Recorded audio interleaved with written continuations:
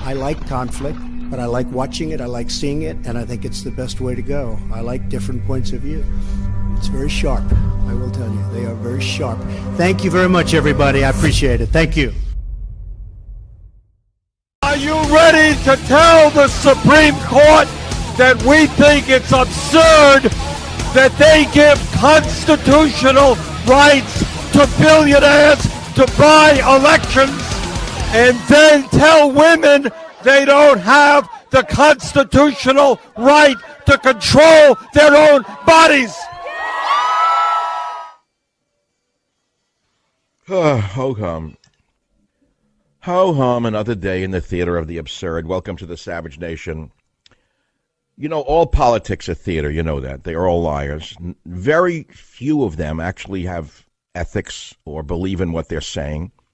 It's true in the media as well. Very few of us actually believe in what we're saying. Some of us backed Trump from the beginning. Others stabbed him in the back, and now they pretend they love him. If Trump gets in trouble, they'll stab him in the back again. So all politics are theater, all media is theater, and the Dems are engaging in the theater of the absurd, aren't they? Before the name Kavanaugh was even released, they were attacking him.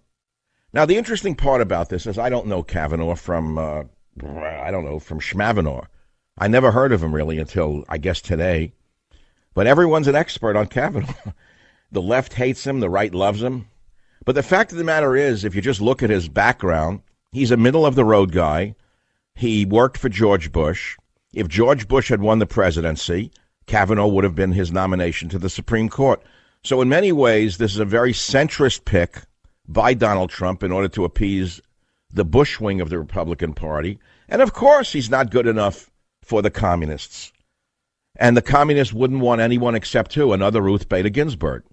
Now, Ruth Bader Ginsburg is going to be a big part of today's program because, as you know, she was the chief litigator for the American Civil Libertine Union. She was the chief litigator for the most extremist legal group in the nation's history. Some would say they're an outright communist organization. How could she have even been considered for the Supreme Court? Well, not only was Ruthie considered for the Supreme Court, appointed by none other than Bill, I didn't have sex with that woman, Clinton, but Ruthie was approved 96-3 when at the outset she was unqualified to be on the Supreme Court. 96-3. Mr. Kennedy, who is retiring, was approved 97-0. He was appointed by Ronald Reagan. David Souter, appointed by Bush 41, approved 90-9. Clarence Thomas, you don't hear much about him since they tried to destroy him, appointed by Bush 41, approved 52-48. They smeared him, but he won. Ruthie Ginsburg, appointed by Bill Clinton, 96-3. Stephen Breyer, another left-wing fanatic, whose brother sits here on the California Ninth Circuit Court of Schlemiels.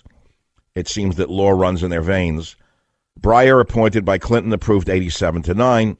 Roberts approved 78-22. Alito approved 58-42. Now listen carefully. Gorsuch, who was most recently appointed by Trump, was approved 54-45. What do you think it's going to turn out to be this time? If John McCain already came out and said he supports this guy, Kavanaugh, it means it's over already. The Dems can't even stop him. They don't have any Republicans.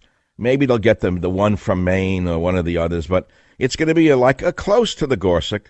It might be a 52-48. It might be whatever the numbers might be. It's going to be a win, and that's the end of it. And then your life will go on. But right now, the theater of the absurd goes on. And, on and on it goes. How many of them really believe in what they actually say?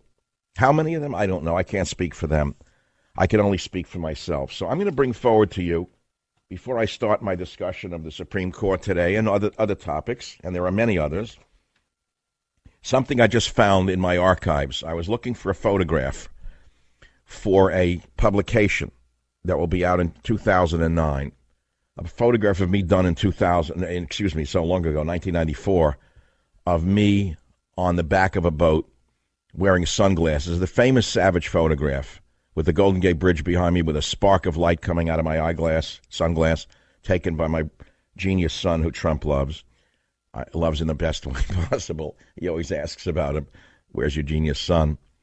And I I found a sheet of paper, a big yellow sheet of paper.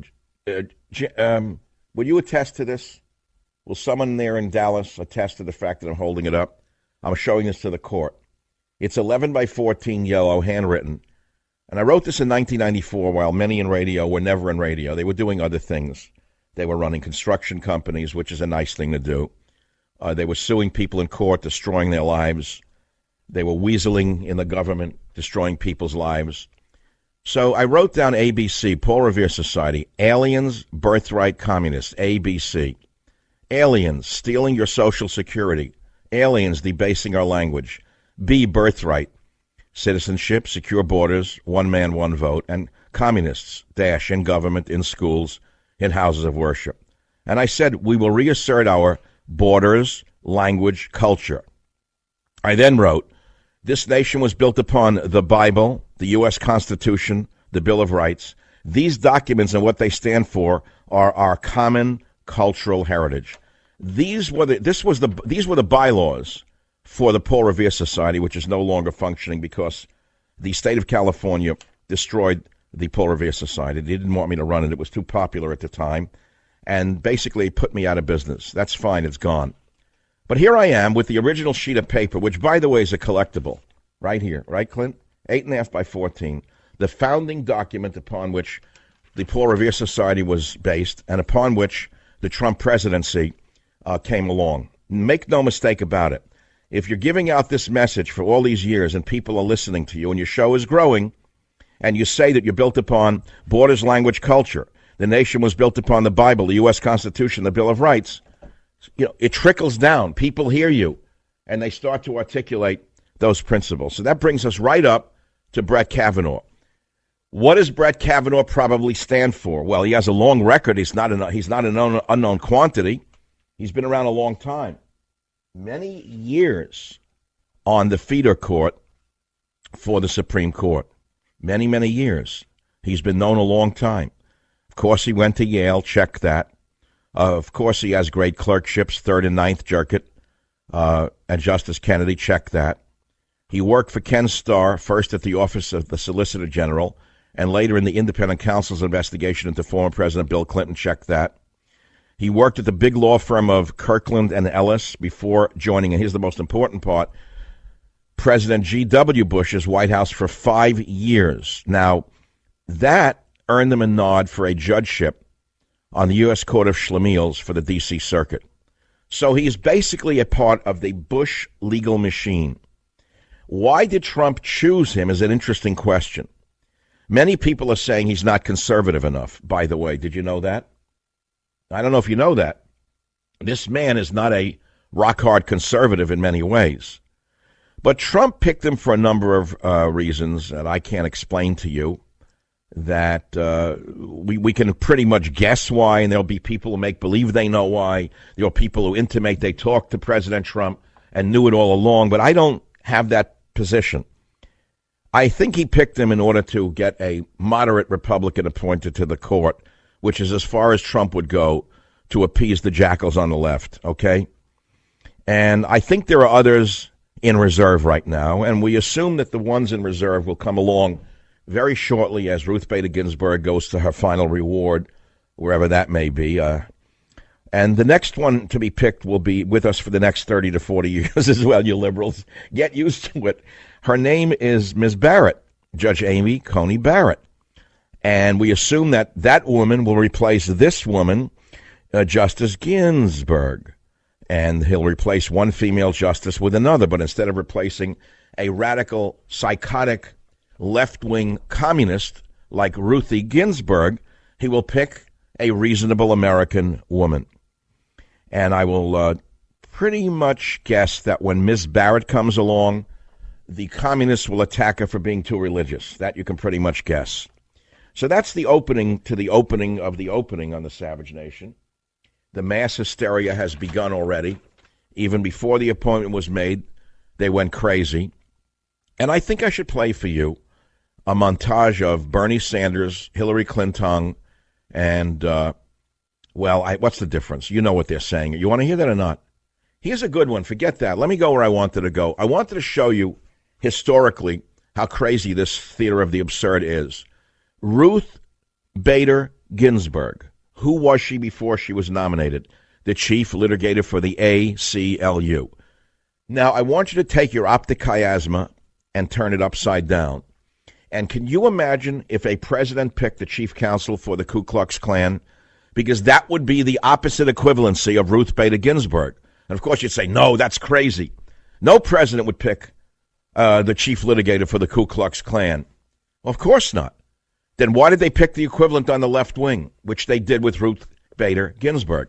So since this show is built upon evidence and opinion, and my opinion is built upon evidence, I thought I'd go into the historical nomination of Ginsburg, and I found some wonderful sound bites for you of her confirmation hearings. And one of the best ones, which I shall play for you momentarily, is of Chuck Grassley, a great guy who's still around, trying to get Ginsburg to answer whether a Supreme Court justice should make law or interpret the law.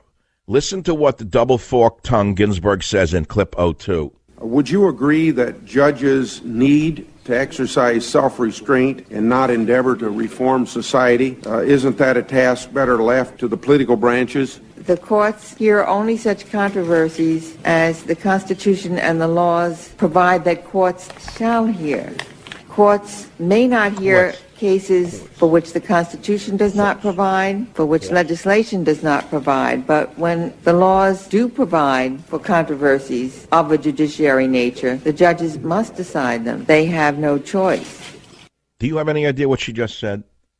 This is why everyone hates lawyers, especially when you say lawyer, what do you think of? What do you think of when you say lawyer?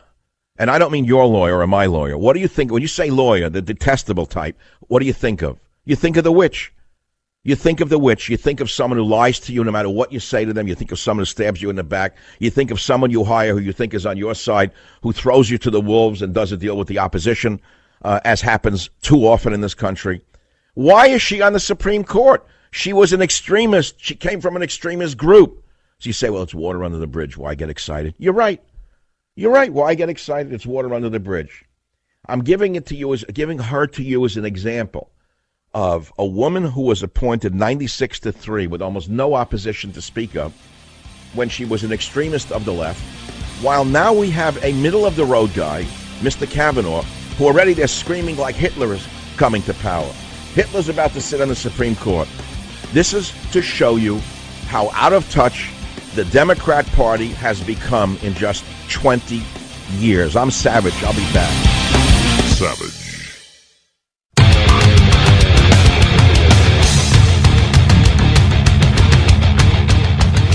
Think Bernie Sanders cares about anything except how much he makes this year? What, are you joking? You think he's a true believer? Maybe in that case he is. He probably is a true believer. But like all communists, you know, they come to do well and do very good indeed. Or they come to do good and do very well indeed, pardon me. Anyway, speaking of the Irish, an Irish pub was burnt to the ground last night in San Francisco. Another one. Looks like Irish lightning hit the pub. Irish pub goes up in flames in North Beach, firefighter injured. They wouldn't identify the female firefighter who got injured. I don't know how she got injured, but apparently there were people living above it in an Airbnb, and thank God they got out safely, right? There's another one. The second fire in a very short period of time in that area as they redeveloped the area. It seems that fire seems to hit in businesses that are not doing well. We used to have a name for it years ago, but we can't use it. It's considered somewhat controversial to say it's a different kind of lightning. Let's see. Stormy Daniels strips near White House. Whatever happened to her? What a piece of garbage she is. What a piece of dirt. What a piece of dirt. Can you imagine? Can you believe this? As President Donald Trump exercises power by nominating Brett Kavanaugh Monday night at the White House, adult dirtbag Stormy Daniels wore nothing but black heels and stripped. Could you imagine someone as sick as this? Can you imagine this person gaining this much attention in any other country on earth? Never mind that she's an old dog that can't hunt. Forget about that. It's just disgusting, the whole thing. Man dies jumping from waterfall in Northern California. That's crazy. Who jumps from a waterfall? Anyway, look, I could talk about Kavanaugh. I don't know the guy, so let's play some sound. Here is the next best one. Clint, you pick. It's your call. Let's play a little bit more for the listeners as we're being kidnapped by the communists here in America. Let's listen to it. There is a belief that some people are trying to put out there that we should be discouraged. But I am not discouraged. There are people that are trying to shout us down, but I will not be silent. There He's are the people one shouting. that want us to give up, but I will never Who is stop this, Cory fighting for Booker? our rights. We've got a mountain to climb. We've got challenges ahead, but we cannot grow weary now. Empty suit. Empty suit. He's going nowhere. He's a nobody. So who else do we have that's worth listening to? Let's see. We got Gillibrand, whoever she is, where women's freedom is at stake. We must never give up. Let's hear 06, the Never Give Up one. Let's hear this one put on an act now. This just must not become the next justice on the Supreme Court. And what that will take is all of us fighting as hard and as long as we can. Our voices, our stories are what will make the difference in this nomination. Yeah, all right. Anything else? You know, it's such a theater of the absurd, but we'll keep looking for sound for you. Oh, Schumer. We haven't played the Deli Man yet. Savage.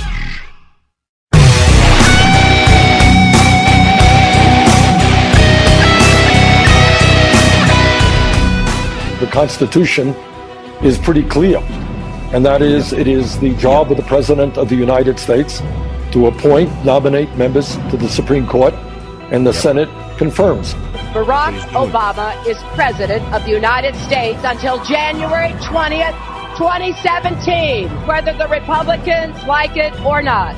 So I will do everything that I can to make sure that when the President makes his nomination, the Senate goes forward in as speedy a process as possible. The job, first and foremost, is for the President to nominate and for the Senate to hold hearings and go through the process. And so not a big deal. The reactions are predictable. That's why you're bored out of your mind. You understand it. I mean, he's a moderate. And the question really is, why did Trump pick a moderate instead of a conservative? And you know, whoever he would have picked, they would have attacked, right? But again, I have to go back to an extreme example of Ruth Bader Ginsburg, who had been the chief litigator of the ACLU, which is by any definition an extremist organization. And yet she was confirmed, astonishingly, at the time, Ginsburg was 96-3. How did that happen? Why was there no opposition? Here is a moderate is already being opposed before he said a word. So I have to ask you, why did Trump pick a moderate? Well, he's being attacked anyway, but why? What's he going to gain by this? But let's take some callers right now on the Savage Nation. Hank on WABC line 2. What's on your mind, Hank? I was saying, comparing the ACLU to the KKK is a ridiculous comparison. I mean, the KKK... Let's start at the top. Are both organizations racist? Well, I don't think the ACLU is a racist organization. All right, so let me ask you a question, and let's see if you think that this is racist. There's a university out here called Cal Poly San Luis Obispo. And what they've said is they want less white men teaching and less whites on the campus. And they put out a report saying in 2011 the campus was 63% Caucasian. In fall of 2017 it was less than 55%, but there is still much work to do. So they want less white people on the campus, and they want to recruit applicants more heavily based on race. Do you think that's racist? I don't think that's racist because I don't think it's based on race. It's based on the factor of what happened, the disadvantages of African Americans. Wait a minute, sir. It just said, let me read again. They want to choose applicants based on their race. What could be more racist than that? Because if you're leaving out a factor of African Americans being disenfranchised for hundreds of years. So they're doing something to... How long are we going to keep hearing about disenfranchised? How many more hundreds of years? How many more hundreds of years do we have to hear about disadvantaged low-income students? Well, I was a disadvantaged low-income student. How did I get where I am? I'm just saying, is it true? I mean, let me ask you something. I was a disadvantaged low-income student. I never had anyone recruit me, hire me, give me a scholarship based upon my disadvantaged status. How did I get where I am? But you've never been disadvantaged as a black person. You've never been that. No, I know. I've been disadvantaged as a poor person. Yeah, but I'm saying blacks were under a different form of a worse form. Well, then why not just take every position in America and put blacks in there? Would that be a better nation to you? No, absolutely not. Well, that's what you're saying then. You're just saying two things at once. They're saying there are too many Caucasians on the campus, and they want initiatives to lower the percentage of white students on campus and increase the number of faculty of color without any reference to qualifications. Wait, but they're even aiming, listen to this, they're trying to force diversity, listen to this now, in, quote, traditionally male-dominated majors, such as architecture and environmental design. Are you telling me we're going to have better architecture and better environmental design because there are fewer whites in it? Yeah, why not? I mean, what would you do to reverse? You're not answering the question. Are you telling me that just because a person is a minority, they're going to be a better architect? No, absolutely not. But if a certain group was denied those opportunities and denied that education, what would you do to reverse it? What do you mean by denied? How many years do we have to have affirmative action until we stop hearing about being denied an education? Well, how long have we had affirmative action? Too long. Absolutely too long. First of all, what you're saying makes no sense logically, but secondly, it's illegal. It's absolutely illegal in any state of the union to put people in based upon race. Do you know that? What year did we get affirmative action? So what I'm trying to say to you is that when you have an extremist liberal like Ruth Bader Ginsburg, who has supported affirmative action from the beginning, I would say that she evidences racism based upon her politics. That's what I'm trying to get across to you. Now, let me ask you another question. Let's take pilots. Let's take it, make it very specific. Let's say you have an open-ended hiring for commercial jet pilots, and they say there are too many white male pilots. Would you say it would be better to fly in an airplane with a person of color because, well, just because they didn't have an advantage to be a jet pilot, so therefore we should put a person of color into the cockpit? No, if he's not a pilot, no. No, I asked you, in the area of piloting a jet craft, would you feel safer flying on a plane with the most qualified pilot, as evidenced by the experience of that pilot, man, woman, of any color? Or would you feel better if you knew that the minority is put there based upon race or their sex? No, but you're ignoring the point that... No, you're not answering the question. And this is my show, not yours. So why don't you try to answer the question? What's the question? What's the question? You can't even follow the question? No, because you're... Well, you got confused because the question took more than 3 seconds? No, because you... Well, I asked the question again. Let me ask it again. There's an open hiring for jet pilots, commercial jet pilots. And the airline says we have too many white male pilots. We want to diversify. So we're going to start putting minorities and women in, despite their qualifications.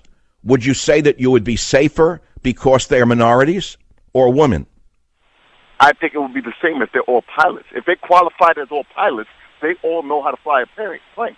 Then they wouldn't be... I didn't say they qualified as pilots. I said, would you feel safer flying with someone at the minimal? Let's put it that way. No. Would you feel safer flying with a pilot who met the minimal qualifications to be a commercial jet pilot?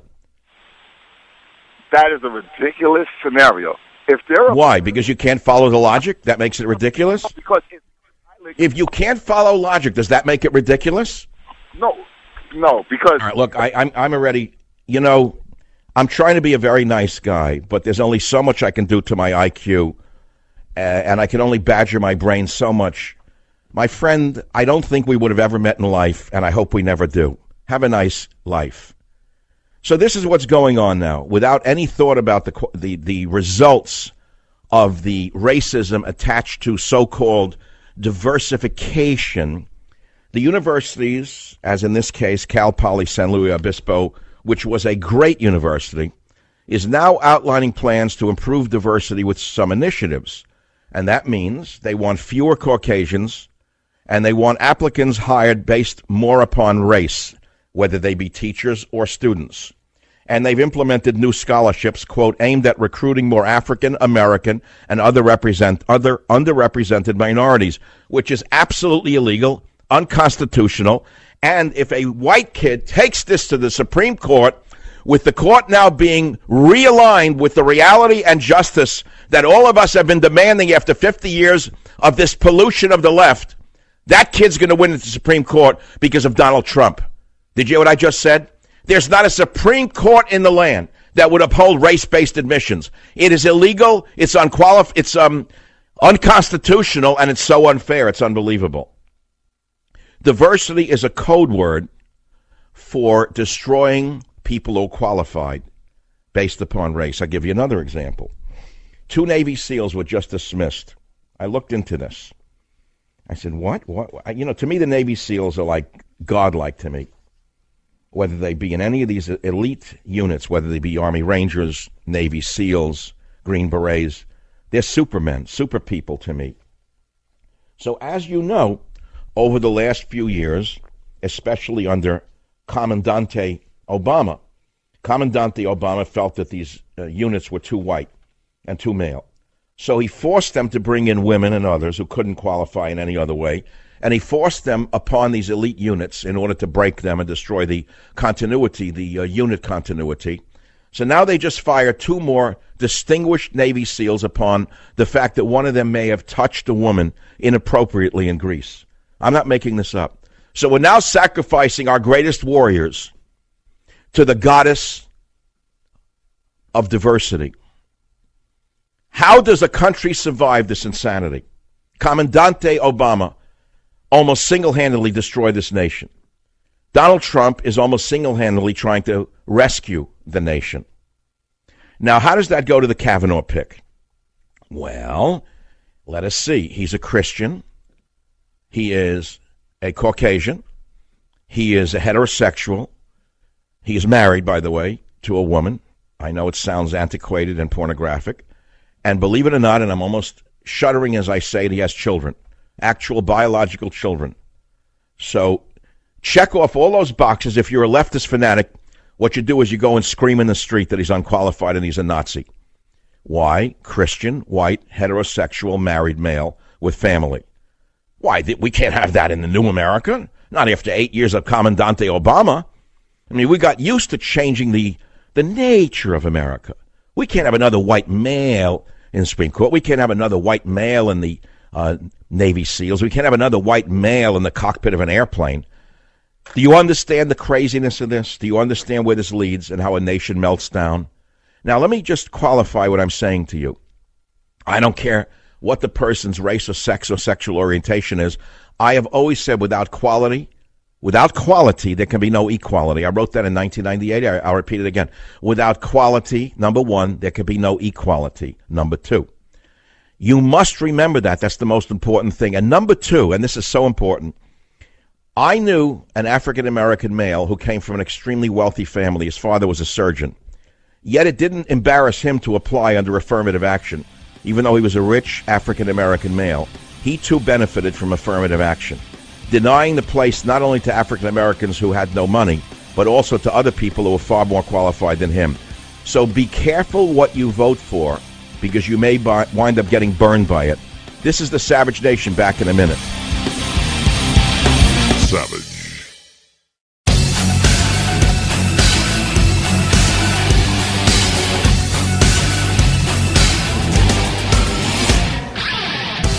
Let me tell you something. I've got to tell you about why I love Simply Safe Home Security. First of all, they really work. They obsess over the details. It's the best alarm system in the world. Let me give you one example, then I'll go back to the news. A typical glass break sensor sometimes gets fooled. A false positive sounds like drop plates, a baby crying. And that's why Simply Safe actually constructed a glass break test facility, refining their glass break detection